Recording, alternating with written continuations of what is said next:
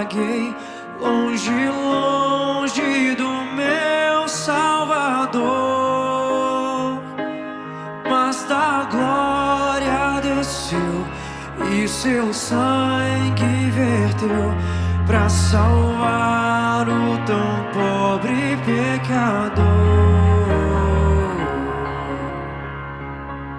Foi na cruz onde um dia eu vi meu pecado castigado em Jesus. Foi ali pela fé que os meus olhos abri, e eu agora me alegro em sua luz.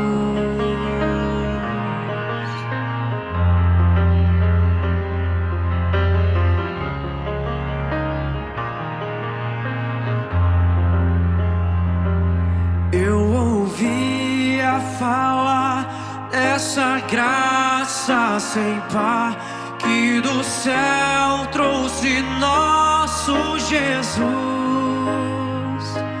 mas eu surdo me fiz, converter-me não quis ao Senhor que por mim morreu na cruz.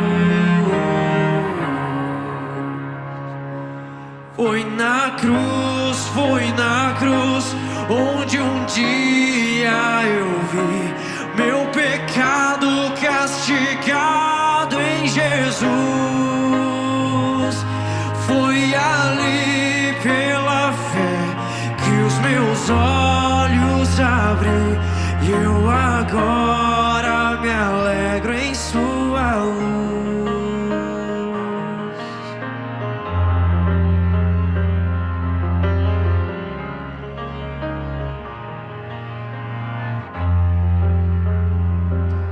Mas um dia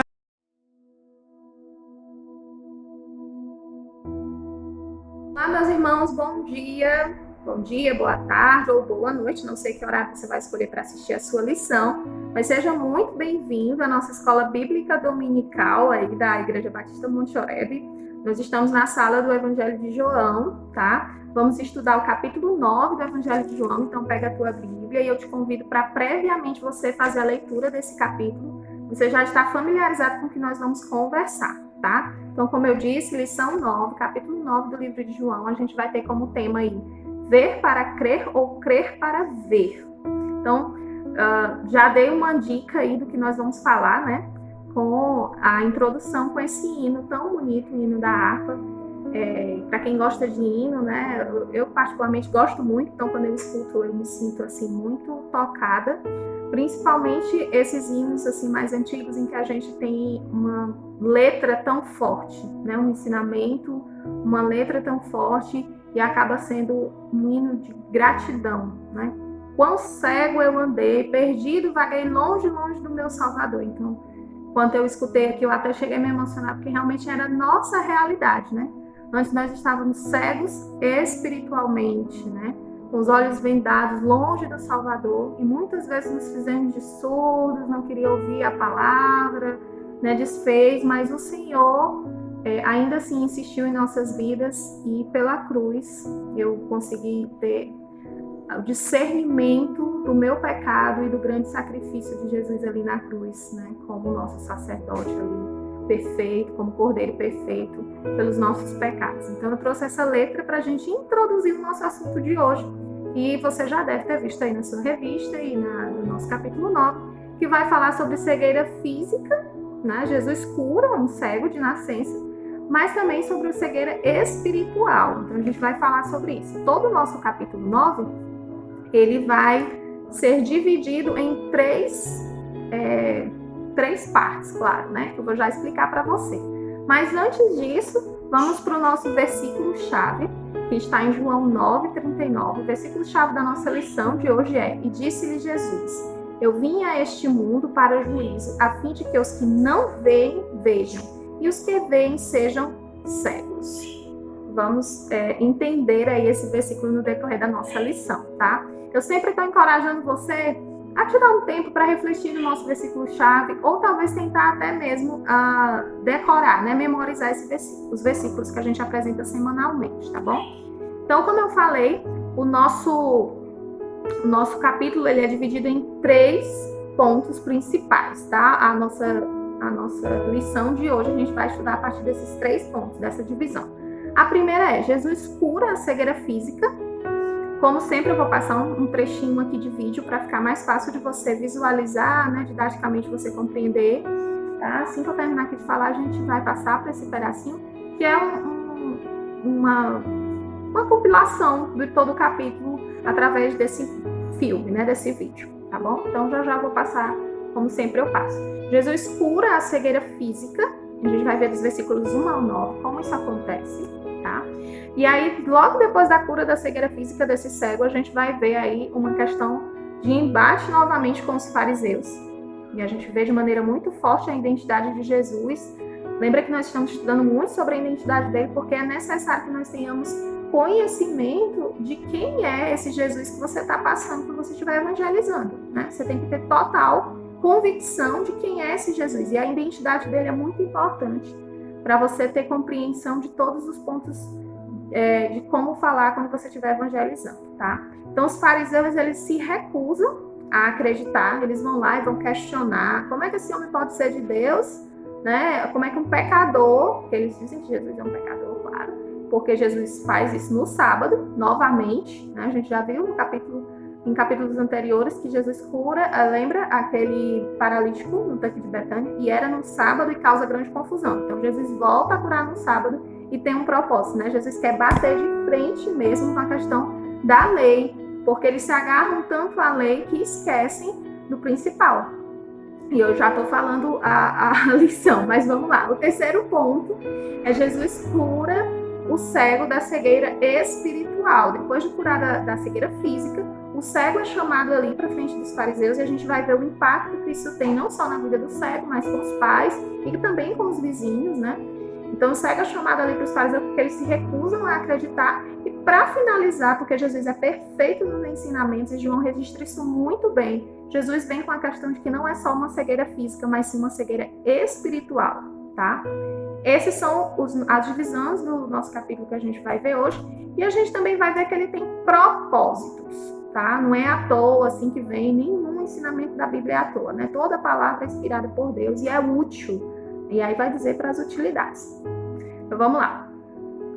O propósito desse nosso capítulo 9 que João registra é provar a messianidade de Jesus. Isaías, ele diz, né, lá bem antes de Jesus vir ao mundo, Isaías já vem com a profecia explicando quem era aquele prometido, e ele fala, né, vai dando detalhes maravilhosos de como ele seria, e ele chega a dizer, né, aqueles, eu até marquei aqui na minha Bíblia, deixa eu procurar aqui, eu fico com a Bíblia pertinho, viu? Espero que você fique também conferindo tudo que eu estou falando. Será que a Priscila está falando tá certo?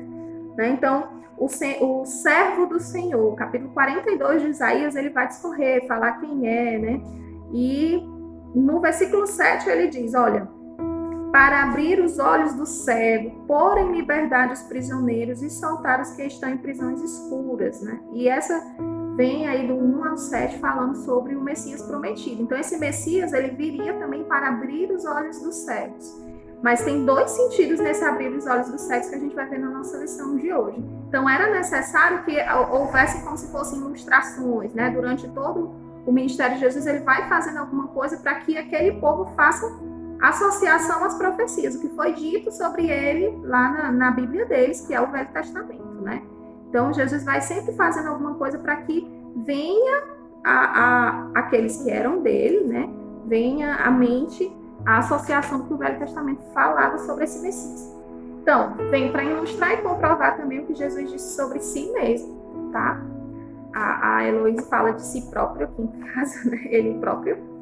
Então, o que Jesus falava sobre si, e aí a gente vê no nosso capítulo anterior, da nossa lição passada, né?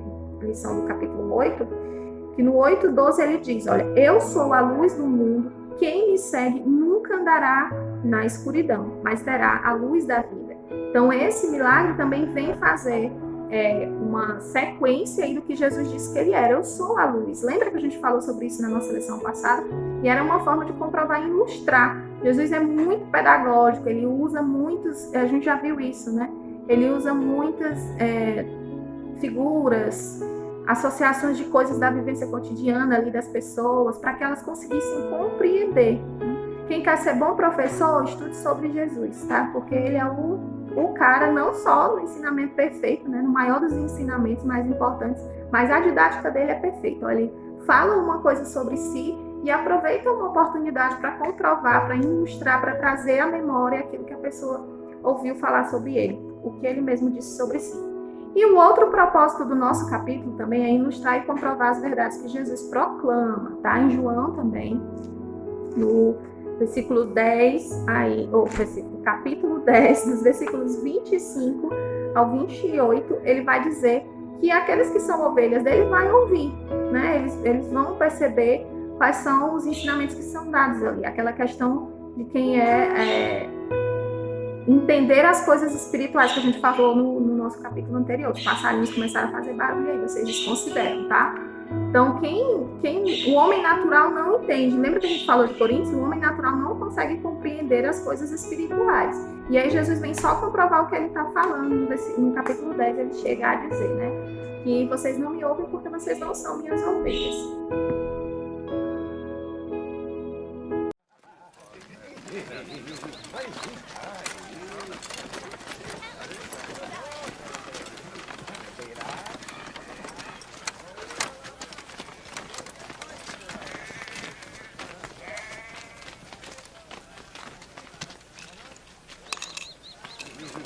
Mestre, quem pecou para que este nascesse cego? Foi ele mesmo? Ou seus pais? Nem ele pecou, nem seus pais para que ele fosse cego. Mas foi assim para que se manifeste nele as obras de Deus. Enquanto é dia, convém que eu faça as obras daquele que me enviou. A noite vem, quando ninguém pode trabalhar. Enquanto estou no mundo, eu sou a luz do mundo.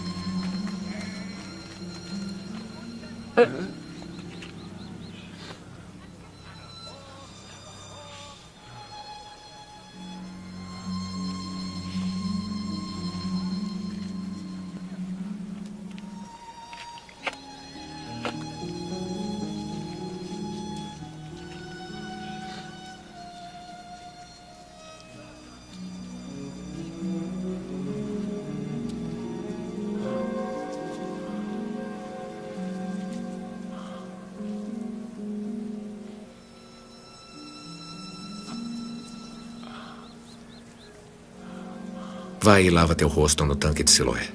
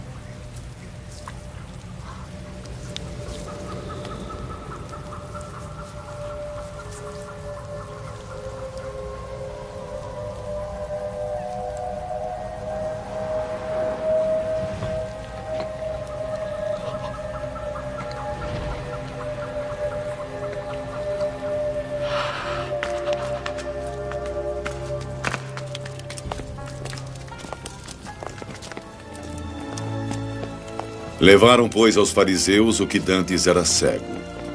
O dia em que Jesus fez o lodo e lhe abriu os olhos era um sábado.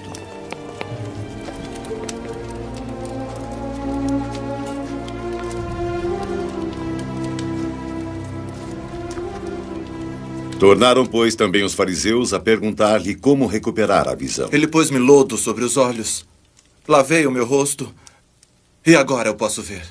O homem que fez isso não pode ser de Deus, pois ele não obedece à lei do sábado. Como pode um homem tão pecador fazer sinais como esse?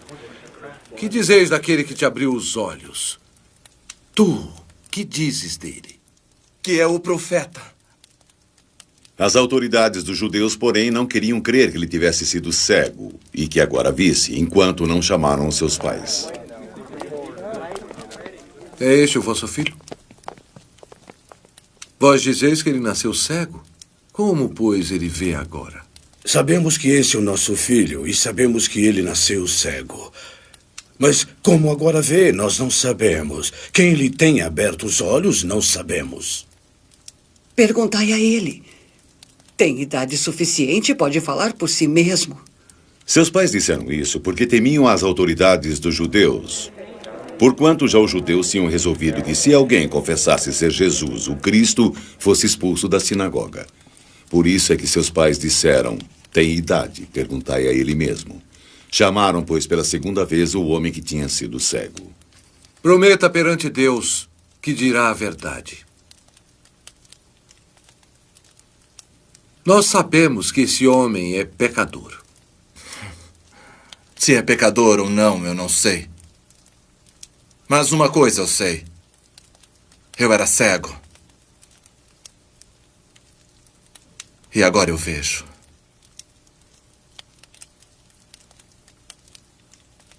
O que te fez ele? Como foi que ele te abriu os olhos? Eu já disse e não ouvistes. Para que o quereis tornar a ouvir? Quereis vós, porventura, fazer-vos também seus discípulos? Então o injuriaram e disseram, discípulo dele sejas tu. Nós, porém, somos discípulos de Moisés. Nós bem sabemos que Deus falou a Moisés. Mas quanto a este homem, não sabemos nem de onde vem. Nisto, pois, está a maravilha. Que vós não saibais de onde ele é e, contudo, me abrisse os olhos. Nós sabemos que Deus não ouve a pecadores. Mas se alguém é temente a Deus e faz a sua vontade, a este ouve. Desde o princípio do mundo, nunca se ouviu que alguém abrisse os olhos a um cego de nascença.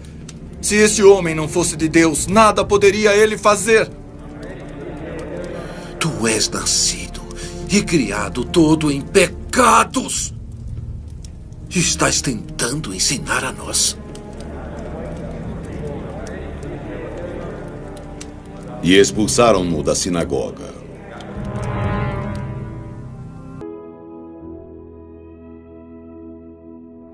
Muito bem, então a gente já conseguiu ilustrar, aí você já conseguiu ler o seu capítulo 9, viu o vídeo, estamos todos muito bem familiarizados com o que nós vamos estudar agora, tá? A gente começa com o nosso, lembra que eu falei que é dividido em 3 situações, o capítulo 9, didaticamente, propositalmente, é dividido em 3 situações. A primeira é que acontece a cura da cegueira física, tá? Então aí você vai dar uma olhada nos slides, eu também vou dar uma olhada nos meus slides aqui que eu tô para gravar, tá? Então, essa imagem lembra o nosso vídeo, né? No momento em que Jesus coloca a mão sobre os olhos do cego e acontece essa questão da cegueira física. Tudo isso também vem para nos lembrar que Jesus, Deus, né? Ele se importa, ele não é alheio ao sofrimento humano, está na nossa revista também, né? E sobre isso, existia a crença ali entre eles, né, entre os judeus, de que, levado pela grande religiosidade, de que quem tinha sofrimento era porque tinha cometido algum pecado. Eles chegavam a acreditar que você poderia pecar ali mesmo no ventre, né, da mãe, você já poderia pecar. Por isso que o discípulo pergunta, né, mestre, quem pecou para que ele nascesse cego, né, nascesse assim, seu pai ou foi por pecado dele? E essa crença existia muito ali, eles eram muito fortes em entender que o sofrimento era associado a pecado. Tanto que eles explicavam isso dizendo que Esaú, por exemplo, né, que perdeu, a Bíblia é muito clara que diz que o irmão já nasceu ali segurando no calcanhar dele, que Esaú teria perdido a bênção desde o ventre. Então é uma interpretação muito levada pelo legalismo que a lei trazia sobre a vida dos judeus. E eles ficavam associando, olha, quem pecou para que ele nascesse assim? Né? Os pais ou ele mesmo? E aí Jesus traz uma outra interpretação. Ele diz que o sofrimento, né, você vê ali no versículo 3, ele diz, olha, o sofrimento humano nunca fugiu do controle de Deus. A gente tem que compreender, e o Novo Testamento, né, nas cartas paulinas, vamos afirmar isso, né, que Deus não está alheio ao nosso sofrimento, que quando nós passamos por aflições, por tribulações, por situações, você pode até ser provado ali, produzindo perseverança, produzindo esperança, e que todas as coisas, né, que acontecem na nossa vida, eu li essa frase, fiquei com ela para mim, todas as coisas são filtradas pelo amor de Deus, ou seja, todas as coisas vão cooperar de alguma forma para o nosso bem. O Novo Testamento vem afirmar esse ensinamento, né, confirmar esse ensinamento de Jesus, quando ele diz que o sofrimento é para a manifestação da glória de Deus, né? Tem um propósito naquele sofrimento ali. E aí Jesus aproveita nessa situação, você vê ele dizendo para os discípulos, né? Olha, enquanto é dia, eu tenho que fazer a obra de meu Pai. Por quê? Porque era o tempo dele estar ali, mas logo ele iria subir aos céus, né? Então chega esse momento aí da cura física do cego de nascença. Ele tinha nascido cego, e acontece esse momento da sua cura física. Bom, nós vamos passar para o segundo ponto já, tá? Algumas coisas você vai ler na sua revista, porque eu preciso aqui ser mais direta, tá? Porque as nossas lições são lições muito longas e em vídeo ficaria muito cansativo, porque eu vi que passaria até de 1 hora aí. Então, algumas coisas você vai ler na sua revista, aplicar, fazer anotações, isso é muito importante. A gente vai para o impacto da cura do cego. Lembra? Nosso segundo ponto. Jesus cura e aí vem o impacto, né? Vem toda uma movimentação a respeito dessa cura, feita também no sábado. A questão de ser no sábado aí mexe com os nossos queridos personagens importantes também, os fariseus. E aí vem o impacto, o cego e seus vizinhos, né? Tá no nosso capítulo 9, aí entre os versículos 8 a 12. O homem ali, ele é curado, né? Mas poucos tinham visto como tinha acontecido essa cura. E aí começou a surgir uma dúvida, né? Sobre essa questão da identidade de Jesus. Então o cego, ele vai lá, lava o seu rosto e começa a aparecer em público. E aí os seus vizinhos perguntam como foram abertos os seus olhos, né? O versículo 9 diz isso. Então, o autor daquele milagre ali tinha sido Jesus. Ele é um impacto entre os seus próximos, né? Entre os seus vizinhos. É interessante que após Jesus fazer essa obra na vida do cego, automaticamente tem aí um impacto na vida daqueles que estão próximos dos seus vizinhos. E aí a gente pode trazer essa aplicação para nós, né? Quando Jesus fez a obra em nossa vida, que impacto você causou nos seus familiares, nos seus vizinhos, na sua comunidade, aquelas pessoas mais próximas, no seu trabalho, na sua escola, faculdade, né? Será que realmente sentiram que aconteceu algo sobrenatural na sua vida, né? Será que sentiram que aconteceu algo sobrenatural na minha vida? Esse foi um impacto aí do cego com os vizinhos. Será que teve um impacto dos seus vizinhos, dos seus amigos também, a partir do momento da obra, né, de redenção que foi feita na sua vida? Se não, dá tempo, viu? A gente pode mudar de comportamento a qualquer momento. É só converter o caminho, né? Voltar. Então, vamos lá. O nosso segundo momento de impacto está entre os cegos e os cego e os fariseus, tá bom? Os nossos versículos 13 ao 17 vai relatar isso. Jesus, ele vai lá, cura, mas ele cura de uma maneira interessante. O que ele faz, né? Ele cospe ali, faz uma massinha, né, com barro e coloca nos olhos do cego. Por que eu digo interessante? Além de ser no sábado, que a gente sabe que já tinha causado grande tumulto ali, né? Além de ser no sábado, porque não podia ser no sábado, né? Curar, trabalhar, era realmente lei, descanso para os judeus, para os fariseus, principalmente aqueles que seguiam a lei à risca, eles acreditavam estar obedecendo, seguindo aquela lei daquela forma, e era o que eles tinham para a obediência na época, mas acabava cegando seus olhos, porque só via a lei, né? Na íntegra, só via a legalidade dela. Então, para eles, ali era um escândalo no sábado, Jesus está novamente fazendo essas obras. Jesus já tinha curado o paralítico, agora curava ali o cego de nascença. Mas, para além disso, também no sábado tinha uma discussão se podia no sábado fazer pão ou até argamassa, né, que eles chamam massa. Se no próprio sábado eles podiam fazer ali o alimento, o pão, porque tinha o pão deles, eles consideram meus passarinhos. Meus não, do Henrique. O pão deles tinha que fazer muito esforço, né? Era só massa, água e sal, não tinha fermento, não tinha... Então eles tinham que fazer aquele processo, quem gosta de cozinha, né, sabe como é o processo do pão, é um esforço muito grande. E ali tinha aquela discussão se no sábado poderia fazer a massa. E como é que Jesus cura, gente?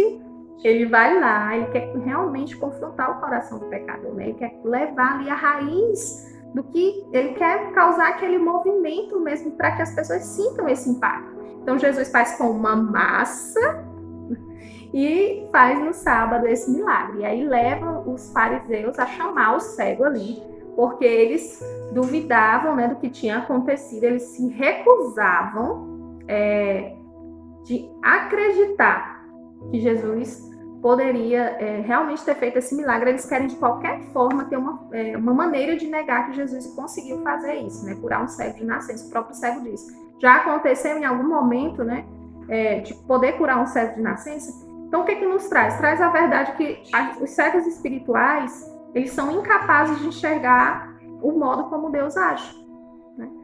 O homem que acabou de ser curado, ele vai lá e é levado aos fariseus, a gente vê isso nos versículos 13.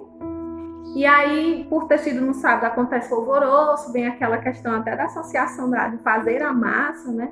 Que eu falei aqui pra gente só ter aqui a título de conhecimento. E eles começam a questionar o cego, tentando fazer com que ele escorregue nas palavras. Mas o cego, ele é muito enfático. E aí vem o nosso quarto impacto, né? Depois terceiro impacto, perdão. Depois de falar com o cego, depois de o cego ter dado impacto com os vizinhos, ter sido chamado aos fariseus, o quarto impacto, ou seja, o quarto movimentação ali que dá esse milagre de Jesus, é a questão dos fariseus e os pais do cego. Eles não se sentem satisfeitos com o testemunho do cego e mandam chamar os pais como se precisasse. Se não, vamos ver aqui e comprovar, vamos chamar outros testemunhos. E aí os pais do cego é chamado, como a gente bem viu, mas tem uma questão interessante. Eles dizem assim, olha, ele já tem idade suficiente para responder sobre ele, pergunte a ele, né?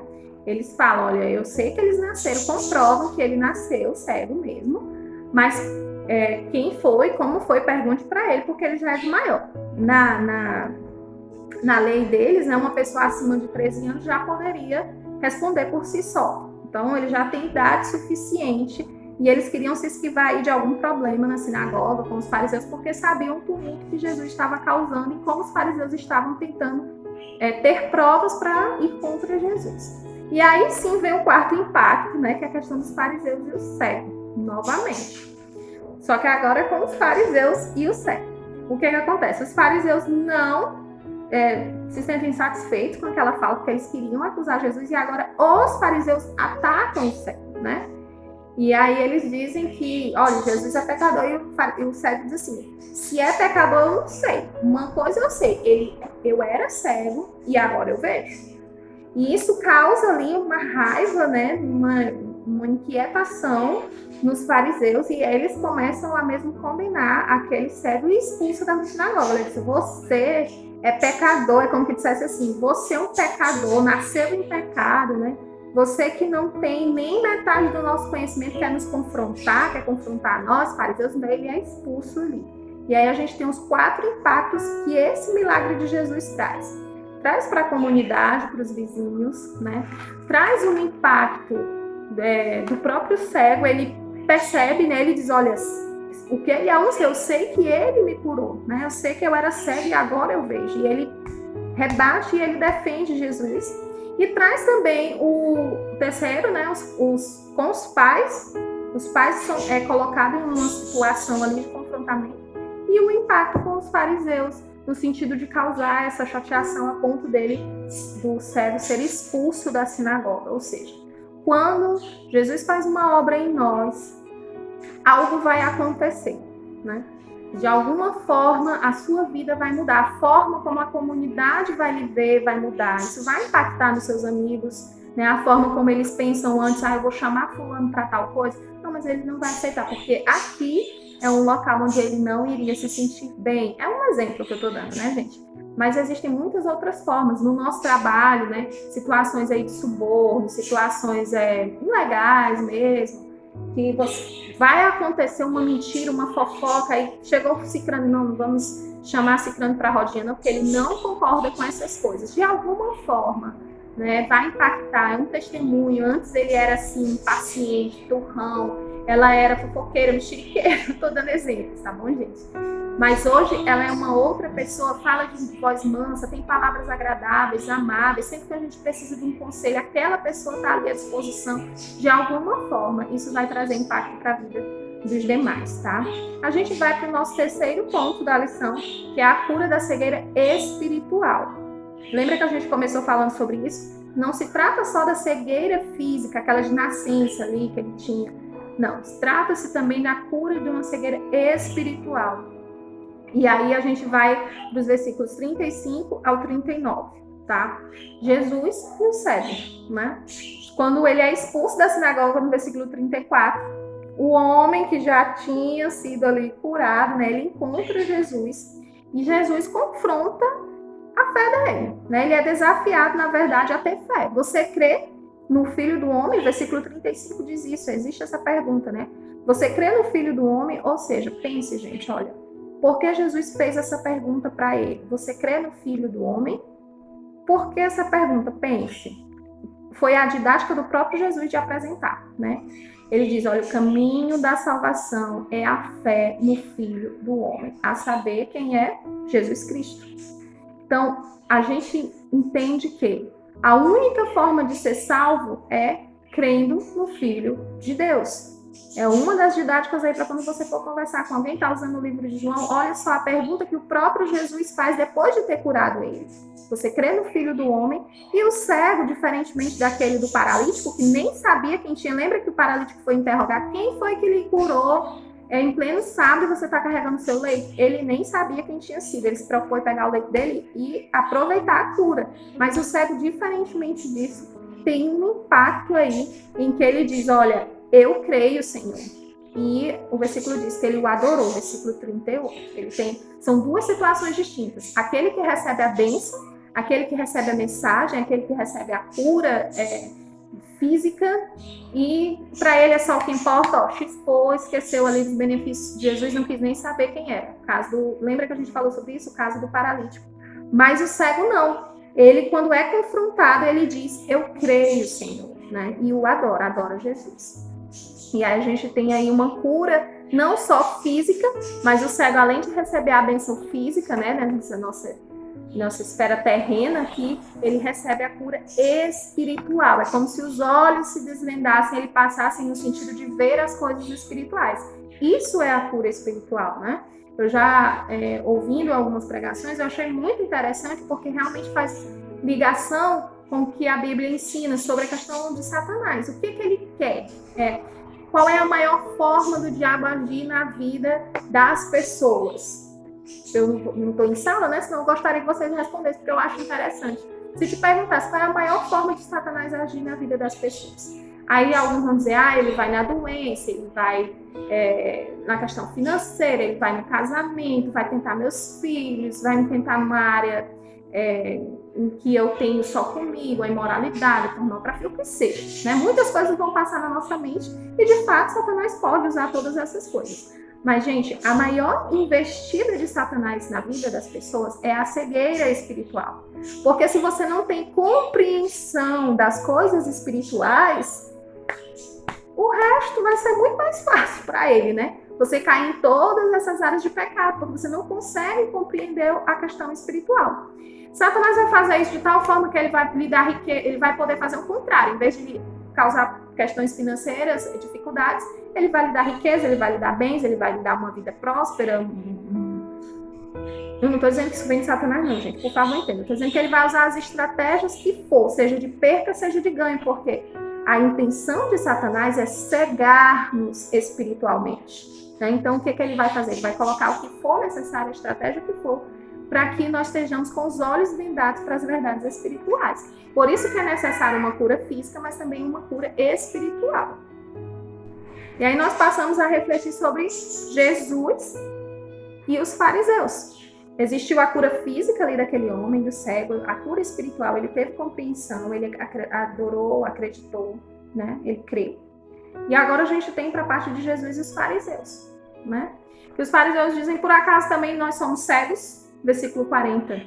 E aí a resposta de Jesus, gente, eu fico cada dia mais apaixonada pelos ensinamentos, pela forma didática, pela maneira doce e, ao mesmo tempo, a maneira enfática que Jesus traz, né? Com aqueles que precisam de um afago, precisam de, como ele, né, tratou aquela mulher, a mulher samaritana, mesmo ela sendo de um povo inimigo, né, um povo que não tinha comunhão com os judeus, ele vai lá e não julga isso como não necessário, mas ele traz por amor aquela mulher que foi pega em adultério, né? Jesus disse, olha, eu não te julgo, vai, não peques mais, é um afago na alma. Ao mesmo tempo ele diz, olha, não peques mais, vai, ele dá o seu recado, né? Ele é doce, ele é amável, gente, é Jesus, né?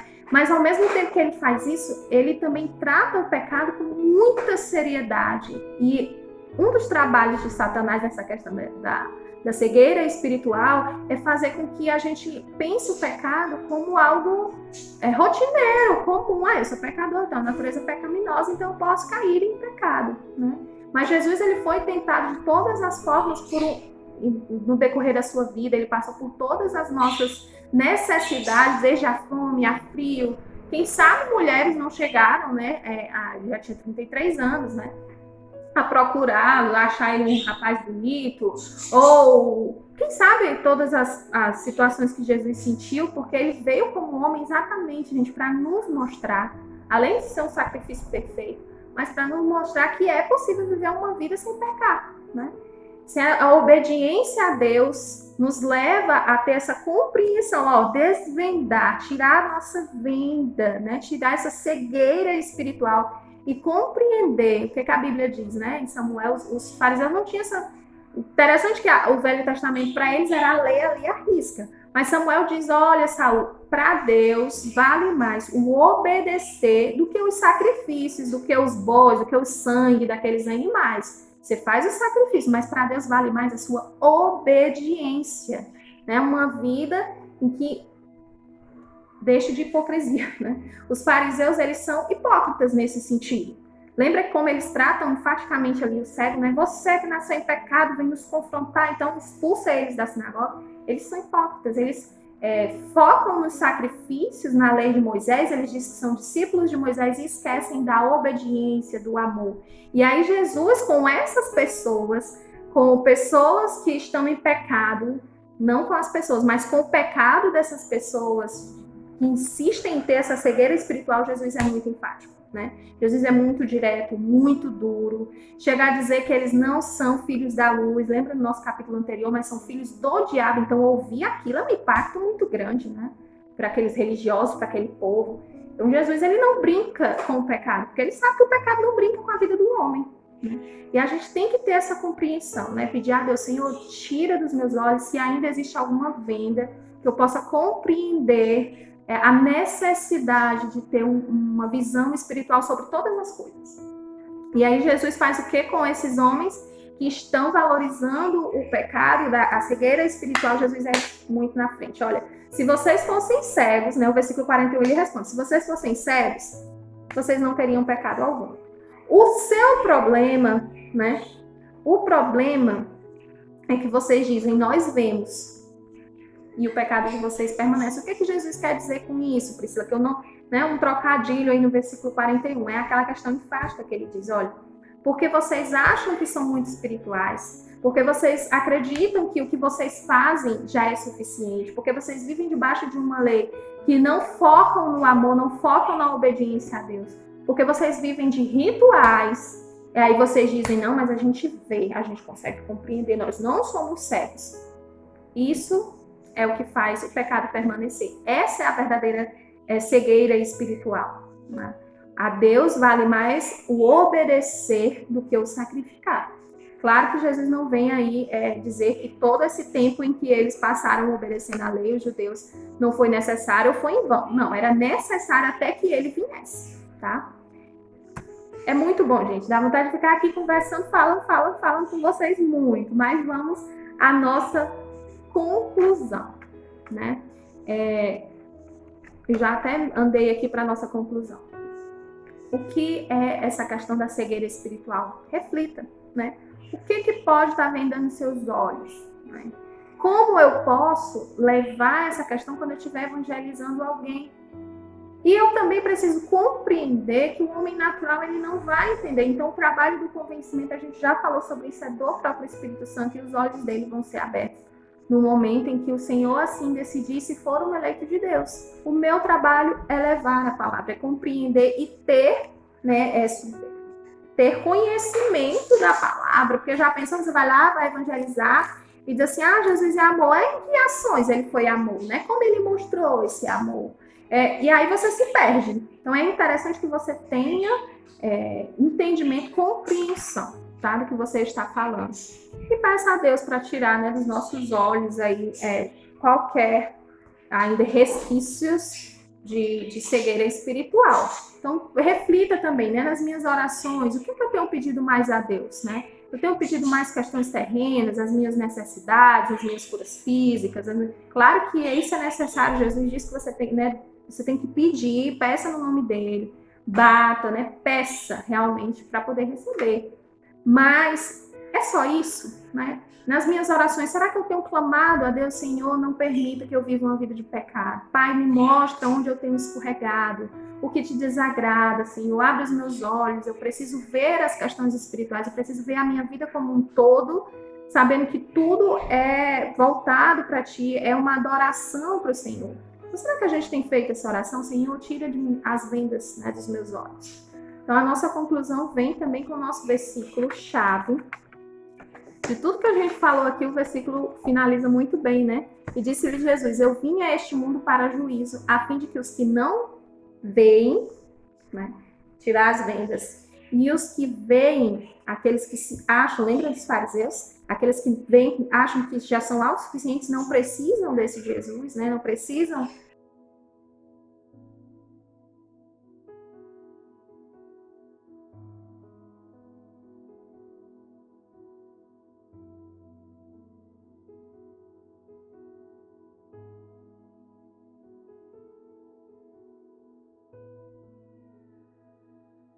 Então, uma boa semana para você. Nós estamos encerrando a nossa lição. Use a sua revista, gente, é muito importante, tá?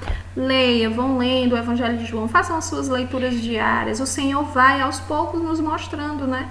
A cada dia que você se alimenta da palavra de Deus, o Espírito Santo vai lhe dando discernimento de todas as coisas. É como se você fosse lendo e as situações viessem à sua mente. E Deus vai trabalhar na sua vida, né? Que o Senhor tire de nós qualquer venda, que nós estejamos dispostos, né, a ter uma vida realmente para levar as boas novas de salvação a respeito desse Jesus, né? Para as pessoas, que a gente compreenda que não ficou só para nós, é necessário que vamos levar para outros. E a gente tem, olha, foquem, as nossas lições não são de maneira alguma para você guardar para si, né? Ou para você ter um conhecimento intelectual sobre aquela situação, né? Mas sim para que a gente possa colocar realmente em prática, tá? Desculpa, voltou aqui o meu pra cá, gente. Possa realmente colocar em prática. Então, nós vamos sair daqui reconhecendo a plena autoridade de Jesus sobre as questões físicas, mas também sobre as questões espirituais. Se Satanás tenta de alguma forma colocar vendas, Jesus tem todo o poder para tirar, né? Se existe uma questão física na sua vida, o Senhor também é autoridade sobre isso. Nós vamos sair daqui reconhecendo isso.